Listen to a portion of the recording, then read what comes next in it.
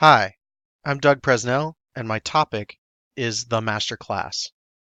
How students can become master clinicians to improve their own knowledge and skills.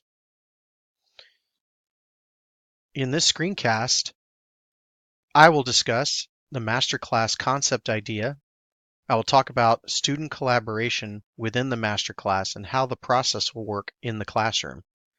I will then explain how these processes work to involve Vygotsky's socio-cultural learning through collaborative language and scaffolding.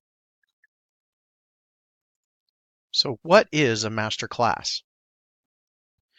Well, the master class is used in music to help a performer improve in different performance areas, while also showcasing these ideas to an audience of learners to put into their own practice. These learners are usually other performers who would be able to use these ideas for their own. These are normally conducted between a professional expert and a performer volunteer. The performer prepares a piece of music as best they can and performs it in the master class. The expert then gives ideas to improve different areas of the piece after the performance. The student takes these ideas on and tries to implement them on the spot and reperforming portions of the music. The expert gives advice that is tangible and easy to implement. Now, how can we use this in the music classroom without a professional expert? Well, for the example I'm going to talk about, we'll use a vocal music piece and a vocalist performer. However, this idea can be used on other performance areas, such as dance or theater. Now, first component we need is a student performance volunteer who is willing and able to prepare a piece for the master class. You're going to want to pick somebody who's already pretty comfortable performing in front of people and would be able to take any criticisms and be able to implement them into their performance. Next, we break up the classroom into 3 small groups and give roles to certain group members, starting out with the strongest students in each group and rotating to others in future iterations. The roles are facilitator and recorder. The facilitator ensures the group stays on task and encourages maximum participation while asking questions of the group to prompt responses and discussion. The recorder keeps a written log of discussed areas. Now, those 3 groups that I mentioned are assigned specific things to listen for. For example, in our example, Group 1 is assigned notes and rhythms, Group 2 is assigned dynamics and phrasing, and Group 3 is assigned lyrics interpretation, which is song meaning and how effective the performer is at interpreting the text in the performance.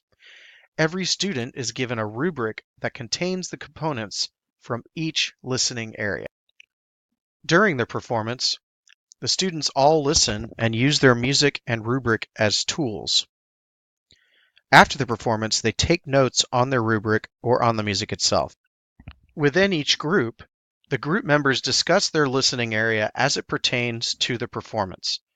The facilitator leads this group and encourages maximum participation. The recorder keeps track of all these notes. At the end of the group discussion phase, the recorder of each group gives feedback to the performer out loud while the other students listen. The performer takes in this feedback and group roles of what they are listening for are then shifted between each group. We repeat this until all 3 groups have had a chance to collaborate, discuss, and give feedback on all 3 listening areas.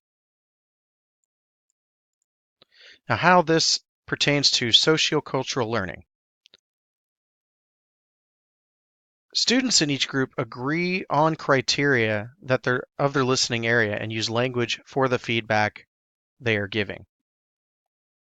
They are using their critical listening and interpreting skills based on a rubric tool, and then using language skills to collaborate and to provide feedback within their groups. As facilitator and recorder roles shift in future iterations, that will further provide language opportunities as well as leadership. The zone of proximal development comes into play as some students are stronger in knowledge of these musical areas than others, and through collaborative discussion, the less knowledgeable students will learn. Through these practices, students can internalize these processes and will improve their own critical listening skills, their own knowledge of these musical ideas, and can even implement some of these improvements into their own performances.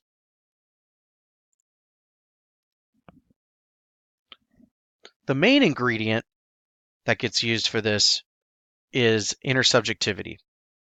Students in each group are coming to a consensus of meaning within their groups. The rubric is guiding their criteria, but each individual set of ears is listening and interpreting.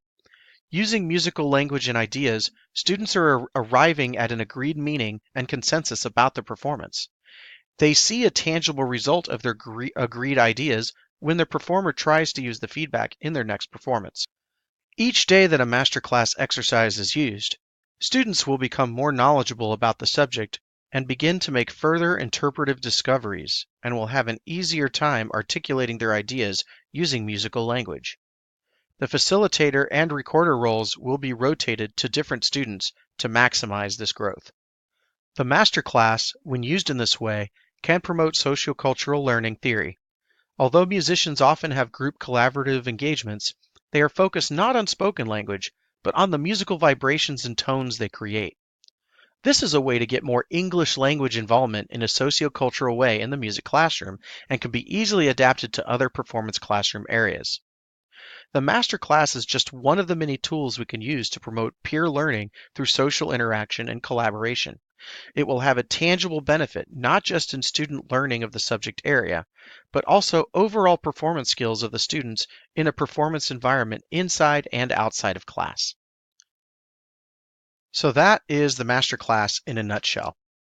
If you have any questions or you have some feedback of how this process could be improved even further, please feel free to email me at dpresnell@gmail.com.